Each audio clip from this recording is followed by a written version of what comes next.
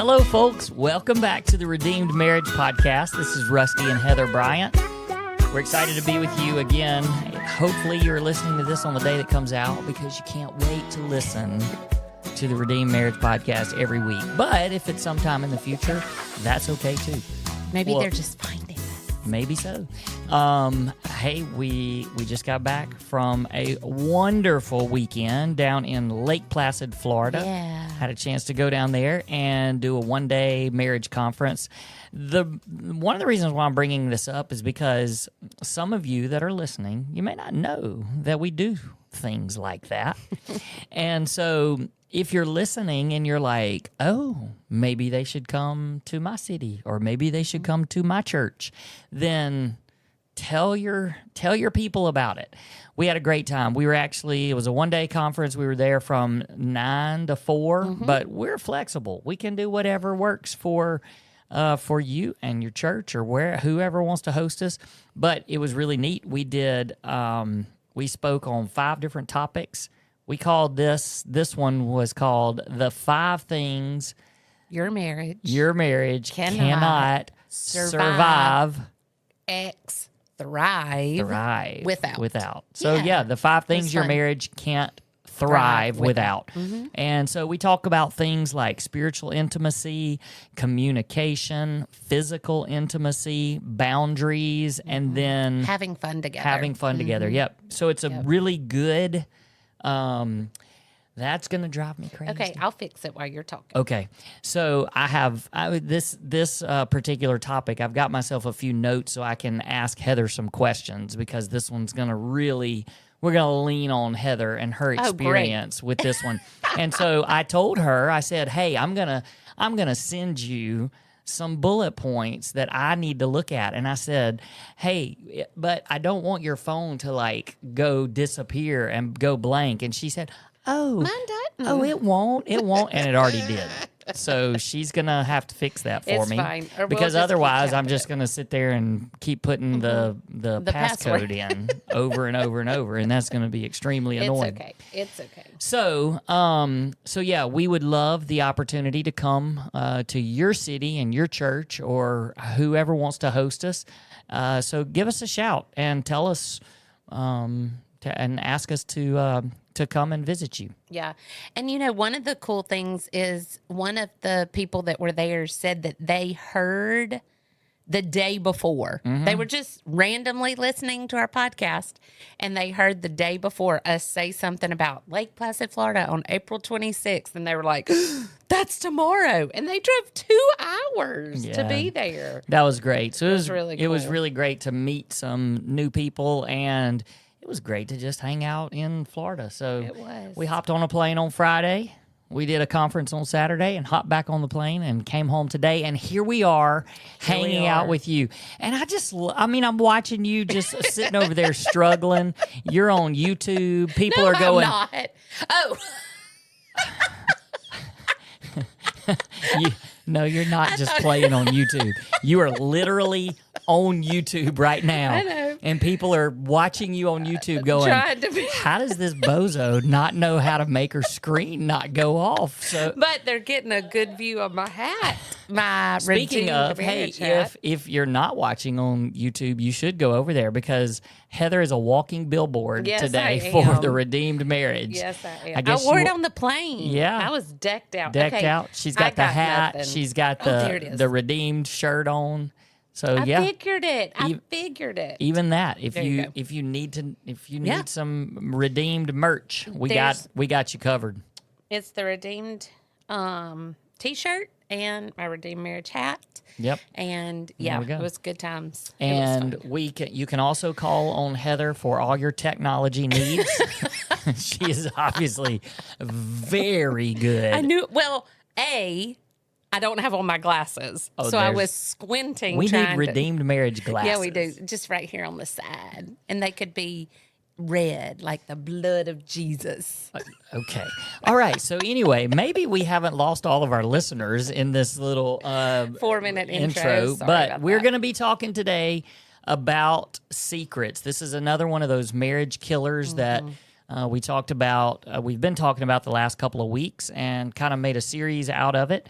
And so these are the things, this is the blueprint for how you can kill your marriage if you're interested in doing that. So, I mean, I hope that nobody is, but we're just telling you the things that can destroy your marriage. Yep. And so don't do these things.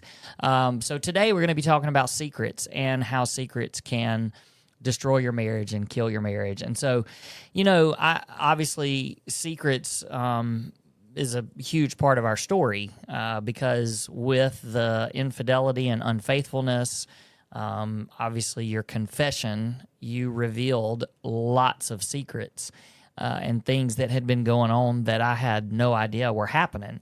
But as I started thinking about secrets, it's not, they're not all big.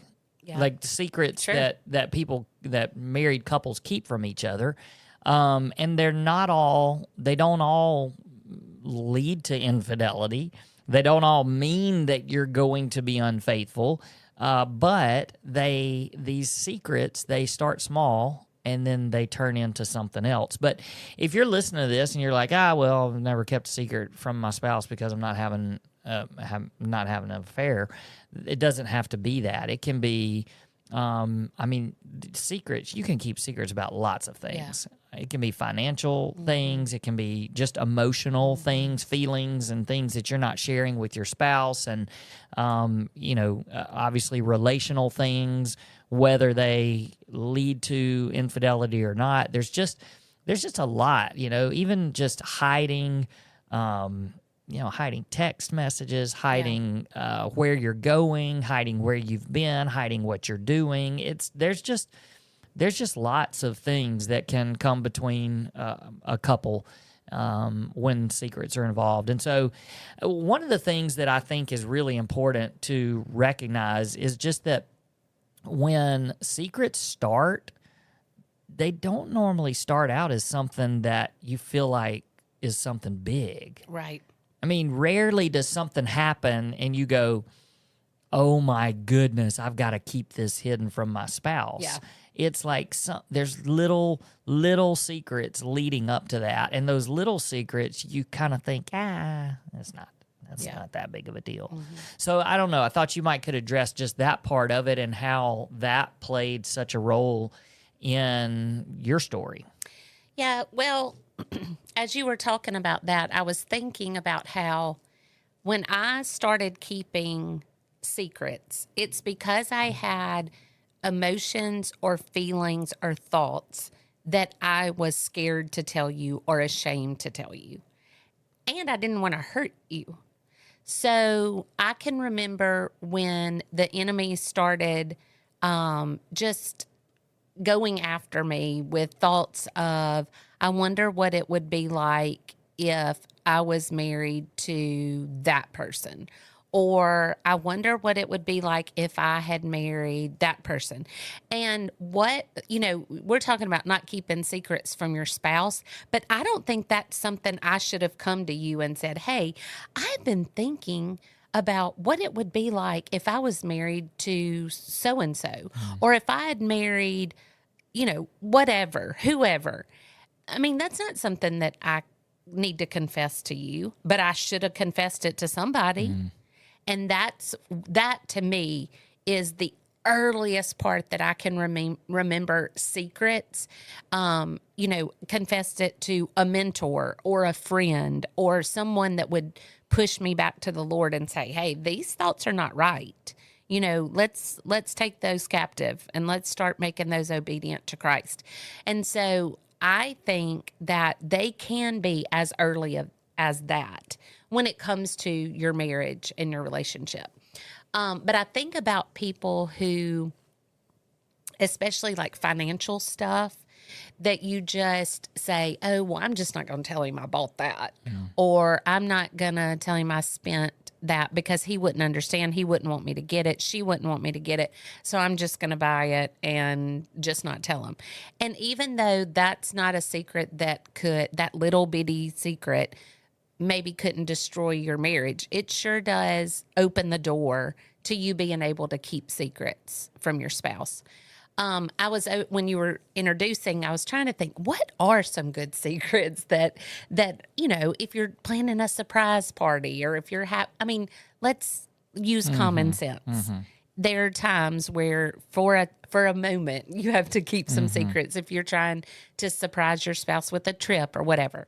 But in general, you should feel like an open book. Now, with that being said, I know some people, just from counseling different people, I've heard, not just with marriage coaching, but just walking with women in general, I've heard, I don't want my spouse. Does it matter that I go to Starbucks every morning? If he knew I went to Starbucks every morning, he would give me grief about spending that much money, And I just think that needs to be a discussion where it's like, hey, I'm going to go to Starbucks and get my drink, and I don't want to hide that from you, but I don't need you questioning me every day. Why are you going, blah, blah, blah, blah, blah. So I think that there's just some mature conversations that you need to have regarding secrets. Okay. Confession, not because I was trying to keep it a secret, but I haven't had time to tell you. Do you remember when our cute son, I'm not going to say which one, texted today and said he was low on gas money? You gave him gas money. money. I did, just a little. I just put a little bit, Venmo'd him.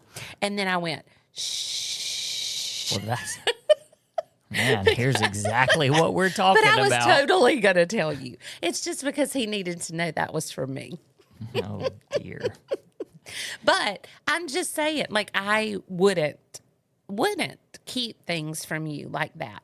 But I also know that there are lots of things out there that people are probably thinking, do I have to tell them everything? Like, when I go buy a dress or when I do this, it just opens the door for it being easier and easier and easier to keep a secret. Well, and they can get bigger. Yeah. Since we're on that something that you just shared, even when you say, like, obviously I knew this was not going to be something big, or you wouldn't have just said it on a podcast. But even when you said, a confession, I need to, but like that still stirs something in me, and like stirs up like just this. And it's a brief, momentary, but it's like, uh-oh. And so I think that's another thing that people have to be really careful about, is that when there has been broken trust and when there has been some betrayal, that then it becomes maybe even more important to be open about some things that you might not, that you would have thought, yeah, that's not that big of a deal, Because then there's the smaller things can just cause you to check up and go, well, wait, if you're not honest about that, then what else are you not honest about? Well, but I love that we're having this moment right here on a live recording, but also like the fact that it makes you go, ooh, over just like something that I was going to tell you anyway. It stirs in me like, well, gosh, like maybe I shouldn't have said anything if it upset him. And that's also that's what the enemy wants us to do. The enemy wants us to say, oh, well, I don't want to upset him, or this might hurt, or maybe I should protect him. And then you're justifying keeping a secret, And like at the beginning, when I was saying that would have crushed you at the beginning, and it was just a thought. And we have said so many times, a thought is not a sin, but what you do with it is. So if I was able to have those thoughts and go, hey, I'm taking that captive, that is not from the Lord, then there's no reason for me to then say that to you or to anybody. But because I was considering it, because I wasn't able to take it captive and make it obedient to Christ, then that's when I should have stepped out and said, hey, I've got some stuff going on that I need some help dealing with. Not to you, because it just would have been painful if I could have dealt with that, with my mentor. Yeah. Do you think when you say, well, I didn't want to tell you things, and let's even go beyond that step. Like I know that you're going all the way back to the root of something. Sure. And so yes, that's a secret, but it's something that if you had been able to take captive, but it's probably something, like you said, that needed to be talked through with somebody that could give you biblical advice and good advice, but when you went further than that and started taking some more steps that led to more secrets, I think that even then, because you've said it before, you're like, well, yeah, I didn't want to say anything because I didn't want to hurt you. But do you think that really it's not so much you don't want to hurt the other person, it's really you're protecting yourself? Sure, absolutely. I think that and that's you're just justifying it by saying, oh, I don't want to hurt them, so I'm not going to say anything because that would hurt them. But really, it's really all about you, even at that point, right? Sure. I mean, yes, but I also think it's both because you had not done anything. And I just knew that if I said it out loud, yes, I was justifying not saying it because I was embarrassed and I would have been humiliated and I would have looked like the bad guy.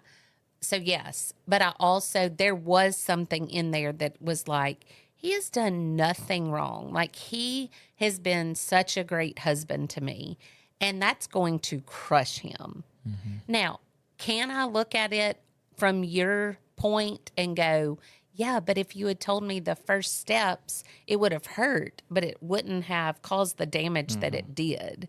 And so I can see that obviously now, but that's how I see it a little bit more of what you're saying, that I was justifying it. Yeah. Because honestly, I knew that if I had confessed to those secrets, told you those secrets, not only would I have hurt you, been embarrassed, been mortified, but also like it would have stopped. And I wasn't ready for it to stop. So there's just all kind of things that were going through my head. And I 100% thought I had it under control. It was just, this isn't going to hurt anybody. I'm not going to hurt him. If I told him, that would hurt. So I'm not going to tell him because I totally have this under control. And I think that that's the case with a lot of secrets. People that we walk with that have financial hurt, it's under control. I'm going to pay this back. I'm going to get that money back in there before they ever know it. People who keep pornography a secret, they're not going to know. I've got this under control. It's just making our sex life better. It's just, whatever that the justification is. You justify the sin and you think you have it under control the whole time. Yeah. Until you don't. Yeah. So you, like you just said, until you don't. You think you have it under control until you don't. And it's because secrets are a breeding ground for more secrets. Absolutely. So just talk about that a little bit, as just as far as, how one secret made it easier to have another secret, and they just kept snowballing. Yeah.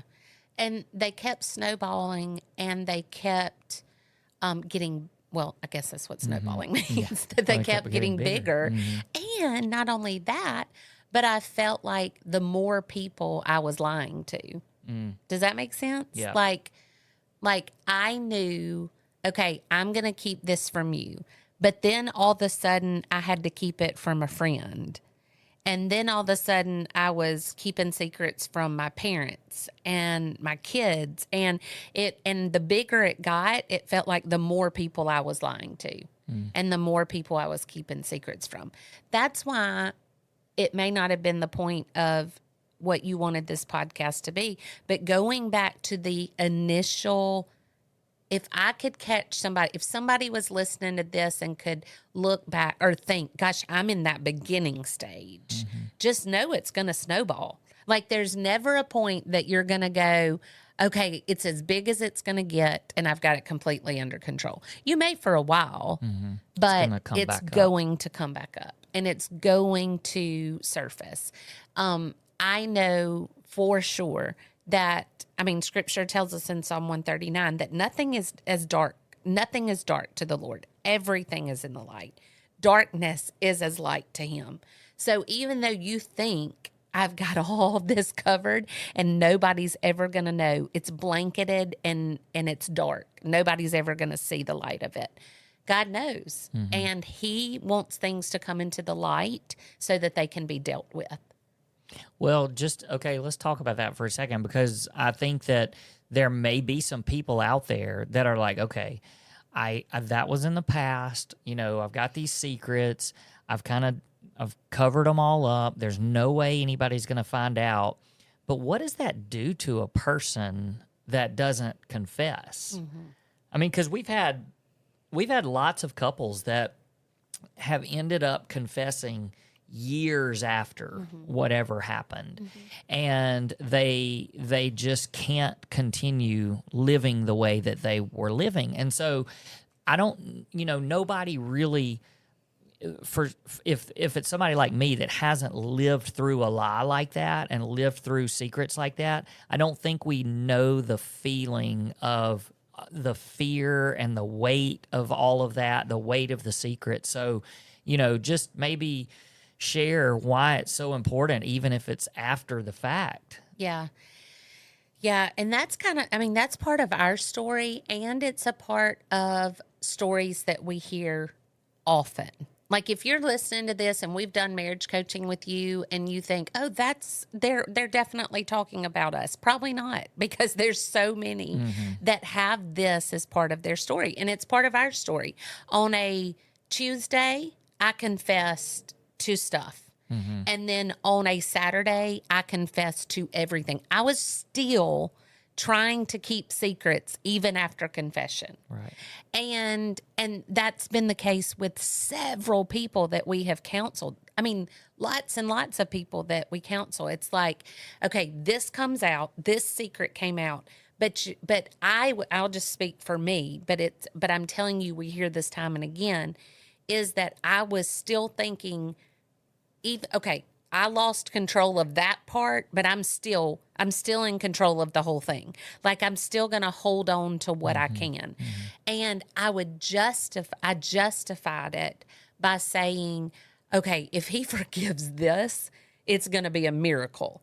But if I tell him everything, there's no way he's going to forgive me, or it's going to be too much. And, and I can just hear the enemy saying, you better not tell him that part. You better not tell him everything. You've told him enough. And that is the truth that I have heard from person after person after person. And the person who has been betrayed or the person who has been lied to, every single one of them say, there is no way to start over unless I know it all. That's right. There's no way. It is so hard to build a new foundation if it's not built on complete honesty, everything out in the open. And I'm going to tell you, as horrible as that Friday was, as painful as that day was, I, for the first time, felt like I could breathe, because I was like, there's nothing else. Like, it all. And even though, and we've talked about this before, I took that secret, I took that shame, I took that guilt, and I just threw it on you, and it became yours to carry. I mean, I still carried guilt and shame, but I took that lie and just took it off of me. And then it was like, I had such freedom of, I didn't have anything else to hide. And hiding can eat you alive. It steals your joy. It keeps you from being able to focus and give energy to what you need to give energy to. And then there's this constant fear that somebody's going to find out. Yep. It's a constant fear of, it was me hiding things all the time. Okay, did I delete that? answer that? Did I hide this? I mean, it was puzzle pieces constantly, making sure that I was covering my tracks of what I was doing. And mine was a really big lie, but it also was a 3-month lie. Like, there are people who have kept secrets like this for years, and they forget, oh, wait, what did what lie did I tell that time? And, I mean, Rusty, I look back at even my 3-month story, and I would lie about where I was. I would lie about who I was with. I would lie about where I was going. I mean, I couldn't remember. Did I tell him that? Wait, where did I tell him I was going? I mean, it was insane. It was a prison. It was literally a prison. And I talk to people who think they have it all covered up and that everything's fine, and their spouse will never find out. Well, that's the part that I think you don't even realize that, yes, the secrets are one thing, but when you don't confess or don't tell it all and you're weighed down by all that, then you're killing your marriage in that way, because there's no way to have full emotional connection because you can't be fully present in your marriage if you're hiding secrets. And you don't even really realize that. So that's just another part of it that's not just about the secret. It's just what the secrets do to you, which causes your marriage to be destroyed. It's not even just the secret itself that you're hiding that destroys the marriage. It's what that secret is doing to you. That's right. And then what I wanted to also speak on for just a second is, when secrets are revealed to somebody that has been betrayed in whatever way that it is, the betrayal and the actual act of whatever it is that you did, it's painful and it hurts the person, obviously. But the real damage is all of the lies and the trust that's broken over this long period of time, or even if it's a short period of time, because it's this broken trust that spans more time than just the act of the betrayal. Right. And so then it just becomes, how will I trust you again if there was this time period where everything that you did was lies and secrets and covering things up? And so it's just the reality that trust is destroyed over this period of time, and not just in one moment of, now I've betrayed you. Right. Of confession. Yeah. Yeah. Right. Yeah. So, and I think that yes, there are some, instances where somebody could make a financial decision, and it is that one time they made that one-time financial decision and they tried to cover it up, and then finally it came out. But I think even then, still, the betrayed spouse then is always thinking, well, if you can cover that up, what else have you covered up through the years, and what else can you do? Yeah, well, and I'm going to tell you, it becomes easier. I mean, seriously, like you do this little bitty lie, and you get away with it, and there was no consequence, so it just becomes easier to do the next time. And you just think that you've got it covered. It's just like, I've covered all my bases. This is not going to come out. And it's you think, oh, I'm living, I'm getting, what's that phrase? Scot-free? Yeah. Got off scot-free? Scotch-free. Scotch-free? Scot-free. I don't know. But whatever. You think that you've gotten away with it. And then things always tend to rear their ugly heads.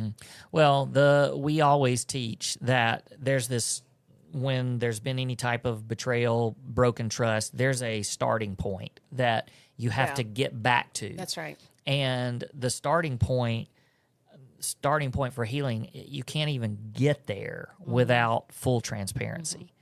And, we always say those S's, the stop and then sever and then no more secrets and then drawing a line in the sand. And then you have a starting point. That's right. So the steps in that is stop doing what you're doing, sever it where there's no, like, that's not happening again. And then here's the total transparency. There's no more secrets. Yep.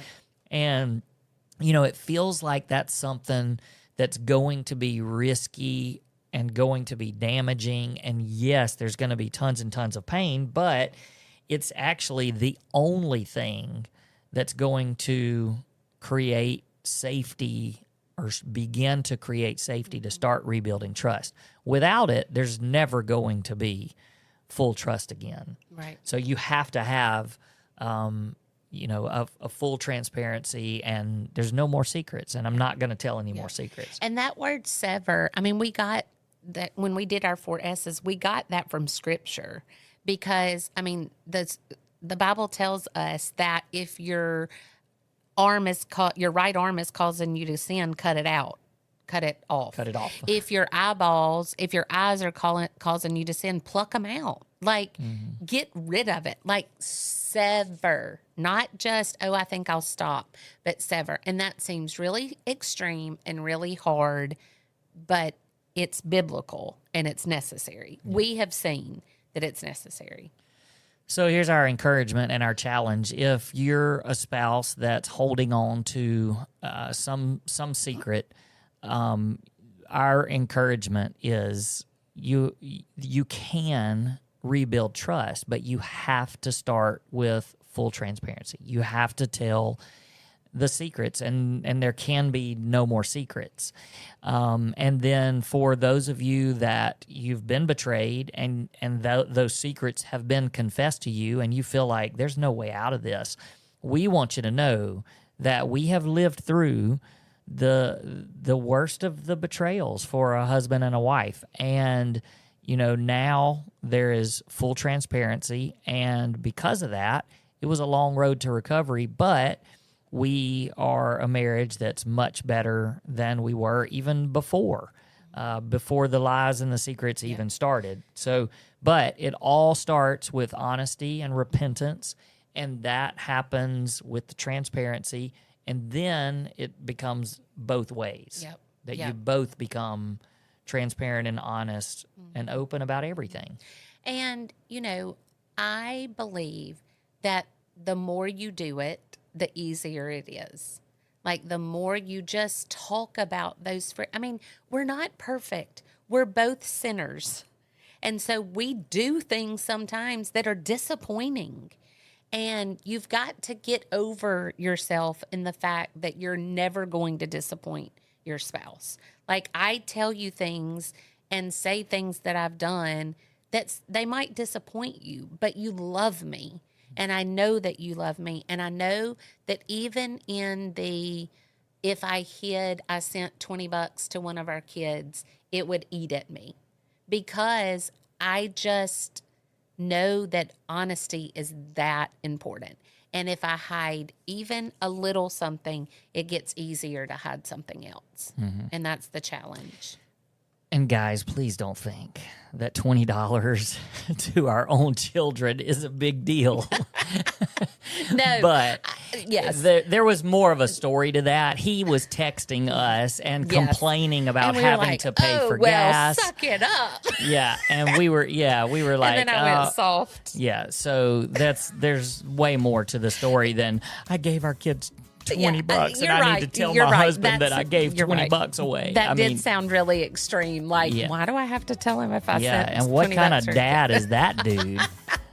I pay a lot of money for somebody's college. So there's some agreements that we've made along the way. Right. And some of those agreements were, pay for your own gas, please. I'll pay for your massive tuition bill. That's right. You're right. And there was more to that story than just me sending him money. Like, we had discussed it and there was some texting going on and we had already talked about it. So, thanks for clearing that up. Yeah.